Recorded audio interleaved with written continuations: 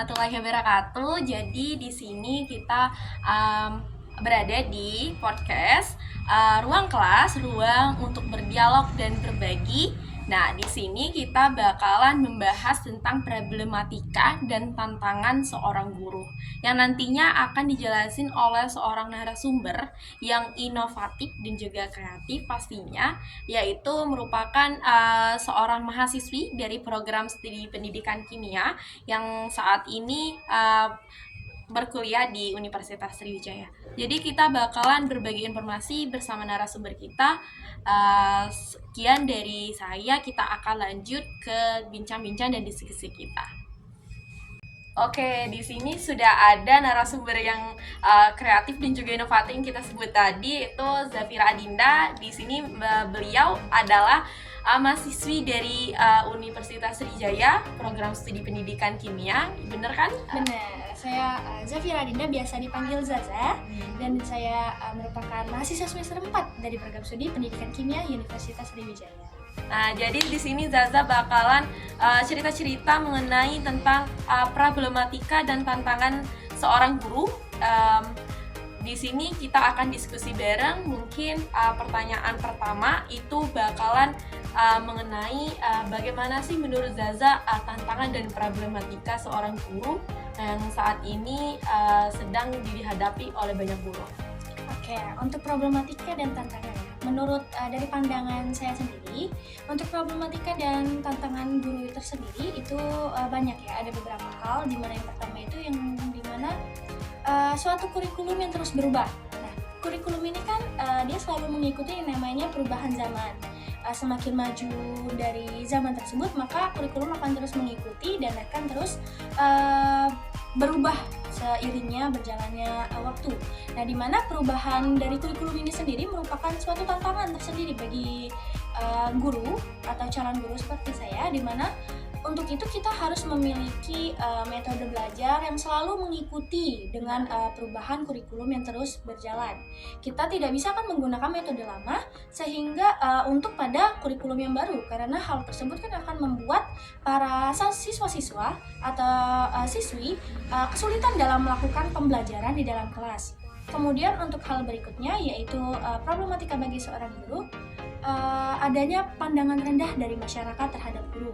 Banyak masyarakat yang lain memandang rendah seorang guru karena guru itu terkadang memiliki gaji yang standar ya. Mereka akan memandang rendah dari segi hal tersebut.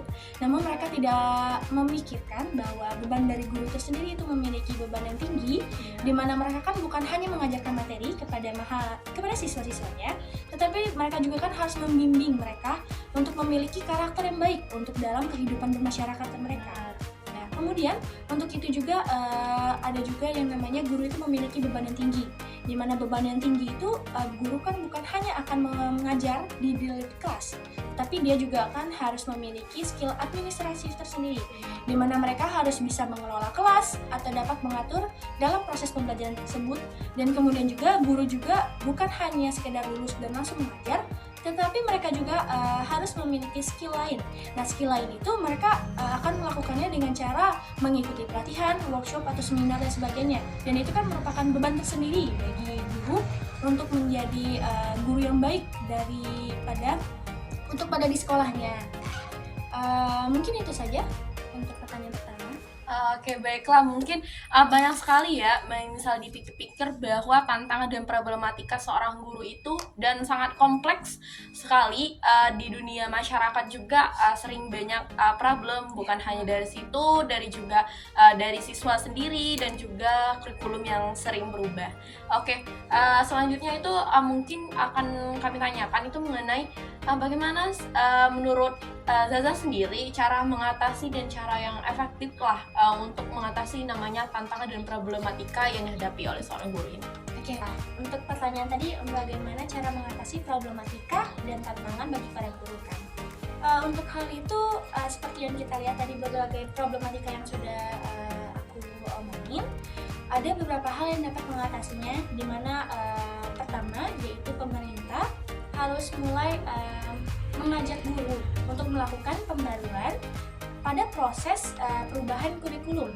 Dimana jika guru mengikuti proses atau alur dari perubahan kurikulum tersendiri atau diikutsertakan, dia akan memiliki pemahaman yang lebih tinggi mengenai kurikulum tersebut. Jadi guru dapat dengan mudah memikirkan model atau metode apa yang baik untuk pada proses pembelajaran pada kurikulum tersebut. Misalnya pada kurikulum Merdeka sekarang, jadi guru harus bisa berpikir jernih untuk bagaimana cara mereka mengajarkan metode yang tepat pada kurikulum Merdeka ini. Kemudian ada juga yaitu di mana masyarakat harus mulai membuka mata, di mana kalau guru ini bukan hanya seorang pengajar atau pemberi pengetahuan saja, atau hanya sekedar mengajar di depan kelas, tetapi guru ini juga merupakan seorang pendidik yang dimana dia akan mendidik siswa-siswinya untuk memiliki karakter yang baik, sehingga dia bisa menjadi manusia yang sangat berkualitas di masyarakat sekitarnya. Dan kemudian juga saya lupa bilang tadi ya, untuk ada salah satu lagi problematika yang dimana kurangnya sarana dan prasarana. Nah, seperti yang kita tahu kan di daerah di Indonesia ini masih banyak daerah yang masih kurang akan sarana dan prasarananya untuk dalam proses pembelajaran. Contohnya seperti kurangnya sarana seperti adanya laboratorium. Apalagi untuk pelajaran kimia, kita juga bingung kan bagaimana untuk di mana kimia itu sangat berdekatan dengan yang namanya laboratorium. Sehingga di daerah-daerah terpencil masih sedikit sekali laboratorium yang ada atau yang bisa digunakan. Kemudian juga kurangnya teknologi informasi, di mana teknologi informasi itu seperti untuk mungkin di daerah perkotaan ya, teknologinya kan sudah maju, di mana jadi mahasiswa-siswi bisa dengan mudah mencari informasi atau pengetahuan yang lebih lanjut melalui akses internet yang ada di sekolah, ataupun seperti mungkin ada perpustakaan atau laboratorium komputer di mana yang bisa mereka pergunakan untuk mencari informasi. Sedangkan di daerah-daerah kecil bahkan akses internet aja masih susah kan untuk didapatkannya. Sehingga jadi untuk hal itu mengatasinya pemerintah tuh harus lebih memberikan solusi di mana menyediakan sarana prasarana yang layak untuk di berbagai sekolah-sekolah di daerah yang masih kekurangan akses tersebut. Dan kemudian juga bisa juga dengan melakukan pelatihan bagi guru, di mana seperti guru-guru bisa melakukan workshop atau sebagainya, sehingga guru-guru bisa mengajarkan hal yang belum ada di daerah-daerah tertentu. Mungkin di daerah ini sudah diajarkan hal tersebut, tapi di daerah yang terkecil belum kan. Jadi dia bisa memberikan ilmunya ke sana. Dan kemudian untuk mengatasinya lagi, selain itu juga untuk dalam metode, guru-guru juga harus lebih inovatif dan berpikir lebih jauh mengenai metode-metode yang mereka gunakan dalam proses pembelajaran, sehingga problematika yang ada bisa diatasi oleh inovatif atau kreatif dari guru tersebut. Oke, berarti banyak hal yang bisa kita atasi dengan banyak cara lah yang bisa kita upgrade dan juga kita perbarui juga, dan selain itu juga bisa kita lakukan gitu untuk mengatasi banyaknya problematika dan tantangan yang dihadapin oleh pendidikan di Indonesia.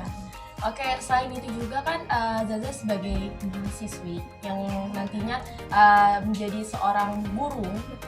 Nah, kira-kira persiapan apa saja yang menurut Zaza sudah Zaza persiapkan untuk menghadapi tantangan dan problematika pendidikan di Indonesia saat ini?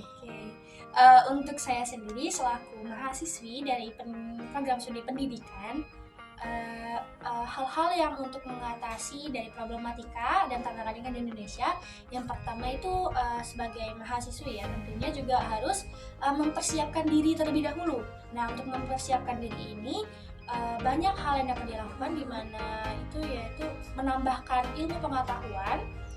Kemudian juga dari bidang akademik kan untuk menambahkan ilmu pengetahuan, dan juga untuk hal lainnya di mana saya mempersiapkan diri itu bisa dalam mengikuti yaitu organisasi atau kepanitiaan dan semacamnya, di mana ketika kita mengikuti organisasi dan kepanitiaan semacamnya kita dapat melatih skill kita. Jadi pada saat perkuliahan bukan hanya bidang akademik yang maju, tetapi juga dalam skill juga akan maju. Dimana kalau kita ikut organisasi itu kan kita bisa melatih yang namanya public speaking kita, kita juga dapat melatih yang namanya sikap tanggung jawab yang kita miliki, dan kita juga bisa mengatur dalam hal suatu acara atau kegiatan, sehingga nanti pada proses kita sedang mengajar, kita juga bisa terbiasa yang namanya untuk mengatur atau melihat situasi, sehingga pada proses pembelajaran itu kita akan bisa melakukan pembaruan. Jadi pada saat di kelas itu tidak akan monoton. Kita akan para murid akan tertarik atau senang karena kita bisa mengaturnya dengan baik. Kemudian juga selain itu, saya selain organisasi, kita juga dari diri sendiri bisa mengikuti yang namanya seminar atau workshop ya. Seperti yang kalian tahu kan, untuk seminar itu bisa menambah banyak sekali pengetahuan yang bahkan ternyata belum kita pelajari di perkuliahan.